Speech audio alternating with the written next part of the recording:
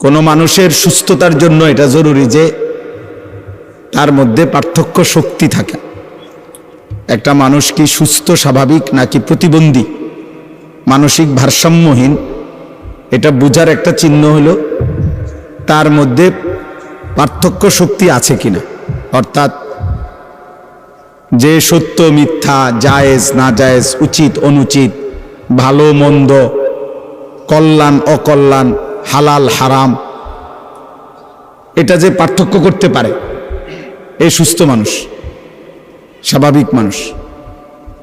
আর যার মধ্যে এই পার্থক্য শক্তি থাকে না, যে না আমার যখন যেখানে যা আমার মন চায় তা, এবারে হাসুক নলে লাফাক নলে ফালাক, এটা কি মানায় না মানায় না, অন্যরা কি মনে করবে কি ভাববে, কিছুর আমার দরকার নেই। এই মানুষ কিন্তু মনে রাখতে হবে, এই মানুষ প্রতিবন্ধী, মানসিক ভারসাম্যহীন, তার ব্রেনে সমস্যা। এই জন্য ছেলেরা, বাবা এটা মনে রাখো, তোমার পথে তুমি চলো, আমার পথে আমি চলি। কেউ কারোর জন্য আটকায় না, কারো জন্যই দুনিয়া থেমে থাকে না, কারো জন্যই না, কারো জন্য কেউ থামে না। দুনিয়া প্রত্যেকের কে নিয়ে আপন গতিতেই চলতেছে। ওয়াকুল্লুম ফি ফালাকিন ইয়াসবাহুন, সব কিছু একটা নির্দিষ্ট গন্তব্যের দিকেই চলতেছে। আল্লাহ তাআলা বলছে প্রত্যেকটা সৃষ্টি, আল্লাহর সমস্ত সৃষ্টি। অতএব কারো জন্য, কারো হাসি, কারো কান্না, কারো মৃত্যু, কারো জন্মগ্রহণ, কোনো কিছুতেই পৃথিবীর ঘন্টা মিনিট সেকেন্ড থামে না। মরলেও ঘড়ির কাঁটা চলে, বাচ্চা জন্ম নিলেও ঘড়ির কাঁটা চলে, এবং আমরা আমাদের নির্দিষ্ট সময় পার করে প্রতিনিয়ত চলেই যেতে হবে, এটাই স্বাভাবিক। এই জন্য কেউ সেজদা দিতে দিতে যদি আব্দুল কাদের জিলানীও হয়, তারও মৃত্যু হবে। কেউ যদি নাফরমানি করতে করতে, অসভ্যতা করতে করতে ফেরাউন নমরুদ হয়, তারও মৃত্যু হবে। এটা সহজ বিষয়, কোনো ঘন্টা মিনিট সেকেন্ড থেমে থাকে না। শনিবার রবিবার হয়, রবিবার সোমবার হয়, জানুয়ারি ফেব্রুয়ারি হয়, রাত দিন হয়, দিন রাত হয়, সকাল দুপুর হয়, দুপুর বিকাল হয়, এই ঘুরতেই আছে, চলতেই আছে, চলতেই আছে। এই জন্য সব ছেলে তোমাদেরকে বল, তোমার জন্য তুমি মনে রাখতে হবে, এই পৃথিবীর কেউ তোমাকে না চিনলেও তোমার তো নিজেকে চিনা উচিত। সবার জন্য এটা উচিত, আমি আপনি সবার জন্য। আত্ম উপলব্ধি বড় নিয়ামত। আমি আমাকে চেনা, আমি আসলে মানুষ না জানোয়ার। যদি মানুষ হয় তাহলে পার্থক্য কি জানোয়ারের সাথে? 2 নম্বর হলো আমি কি মুসলমান না অমুসলমান। যদি আমি মুসলমান হই তাহলে অমুসলমানের সাথে আমার পার্থক্য কি? শুধু মুখে আমি বলছি আমি মুসলমান, এতটুকুই যথেষ্ট?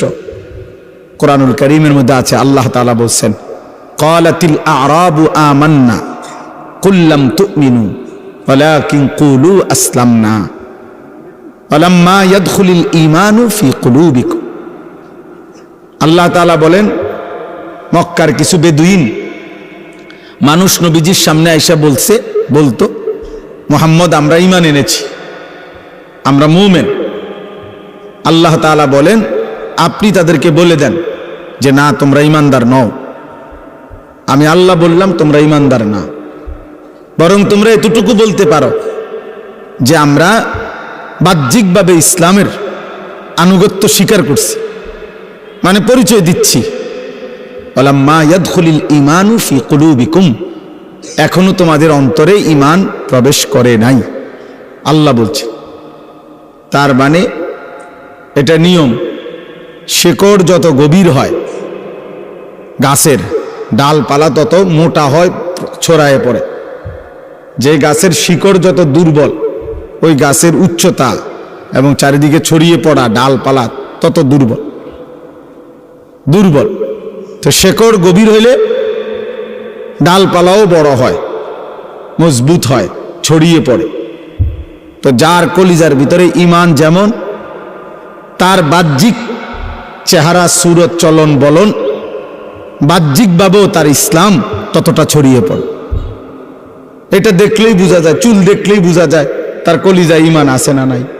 সেজদা দেখলেই বোঝা যায়, নামাজের সময় দেখলেই বোঝা যায় যে তার মধ্যে ঈমান আছে না নাই। হালাল হারামের সামনে আসলেই বোঝা যায় তার মধ্যে ঈমান আছে না নাই। নারী সামনে আসলেই বোঝা যায় তার মধ্যে ঈমান আছে না নাই। পাক নাফাকের প্রশ্ন আসলেই বোঝা যায় ঈমান আছে না নাই। এটা প্রতি মুহূর্তেই পরীক্ষা চলতেছে, আর প্রতি মুহূর্তেই প্রমাণ হচ্ছে, প্রমাণ হইতেছে। আল্লাহ তাআলা কোরআনুল কারীমের মধ্যে বলছেন, ওয়ালাকাদ ফাতান্নাল্লাযীনা মিন ক্বাবলিহিম ফালা ইয়া'লামান্নাল্লাহুল্লাযীনা সাদাকু ওয়ালা ইয়া'লামান্নাল কাযিবিন। আমি আল্লাহ প্রত্যেক যুগে যারাই নিজেদেরকে মুমিন পরিচয় দিয়েছে আমি তাদেরকে পরীক্ষা নিয়েছিলাম, আর পরীক্ষা নিয়েই আমি জেনেছি ইমানের দাবিতে কে সত্যবাদী আর কে মিথ্যাবাদী। দাবিদার তো অনেক, কিন্তু কে আসল মজনু আর কে নকল মজনু এটা পরীক্ষার মাধ্যমেই প্রমাণিত হয়েছে। ঠিক এটাই বাস্তবতা। এই তোমরা মনে করো একেবারে সব ছেলে একবারে তোমরা মনে করতেছো উল্লাস, নাচো, ফুর্তি করো। আরে বেটা, তুমি একেবারে 4 রাস্তার মোড়ে লাফাও। মনে করো তোমার 1 বছরে না 10 বছরে কেউ তোমার একটা শব্দ কিছু বলে নাই যে আমি আমার এই নারী, ছবি, জিনা, ব্যভিচার, মদ, জুয়া, অশ্লীল দৃশ্য, চুল, চেহারা, কোনো কিছুর ব্যাপারে কেউ কিছু বলে নাই আমি আমার মতোই। এটা মনে করো না সৌভাগ্য, এটা দুর্ভাগ্য। মানুষ তাকেই বলে যাকে কেউ গড়তে হয়। মানুষের বাচ্চা আর ছাগলের বাচ্চা একরকম না। মানুষের বাচ্চা আর গরুর বাচ্চা একরকম না। গাভীর বাচ্চা ঘাস টাস খাইয়া দৌড়াইয়া এমনি এমনি বড় হয়ে যায়, কারণ তার আখলাক, চরিত্র, শিক্ষা, দীক্ষা, ভদ্রতা, আচরণের কোনো প্রশ্ন নেই, আর শুধু ঘাস খাইতে লেগেছে। কিন্তু মানুষের বাচ্চা শুধু ভাত খাবে আর পেশাব করবে, পায়খানা করবে, আর ঘুম যাবে, ঘুমের তুইটা আবার লাফাবে। এইটা কোনো মানুষের বাচ্চা বলে না। এটা মানুষের বাচ্চা হলো তার শিক্ষা আছে, দীক্ষা আছে, আদব আছে, আখলাক আছে, চাল চলন শেখানোর বিষয় আছে, সবকিছু ভিন্নতা। ওয়ালাকাদ কাররামনা বানি আদম। আল্লাহ তাআলা বলেন আমি আদম সন্তানকে আমার সমস্ত সৃষ্টির উপরে সম্মানিত করেছি। ওদের সকল সৃষ্টির চাইতে ভিন্ন। মানুষকে গরু ছাগলের মতো না, বরং মানুষ ভিন্নতা আছে। তাকে আল্লাহ তাআলা সবকিছু শিখাইছেন। এজন্য নবী সাল্লাল্লাহু আলাইহি ওয়াসাল্লাম পেশাব, পায়খানা, ওযু, গোসল, আহার, নিদ্রা, হাঁটা চলা, খাদ্য খাবার 24 ঘন্টা যা কিছু জীবনের একটা নিঃশ্বাস কেমনে ফেলবে আল্লাহ নবী সাল্লাল্লাহু আলাইহি ওয়াসাল্লাম তাও উম্মতকে শিখাইছে। কারণ মানুষ শিখতে হয় কারো হাতে, মানুষ গড়তে হয়, নিজেকে সাজাইতে হয়, কারো তত্ত্বাবধানে নিজেকে গড়ে তুলতে হয়। এই জন্য আমি সব সময় বলি, অনেক ছেলে পেলে আছে অনেক রসিকতা করে, দুষ্টামি করে অনেক মজা পায়। মনে করেন কোনো একজন বয়স্ক লোক, কোনো একজন আলেম, বা কোনো একজন দাড়ি টুপিওয়ালা মানুষ, অথবা কোনো একজন মা বোন পর্দানশী, তারে একটা বিদ্রুপ করতে পারলে হে খুশি যে দেখছ কইছি। হ্যাঁ, হে মনে করছে আমি একটা বিরাট কাজ করছি, চালাকি করছি, একটা বুদ্ধিমানের কাজ করছি।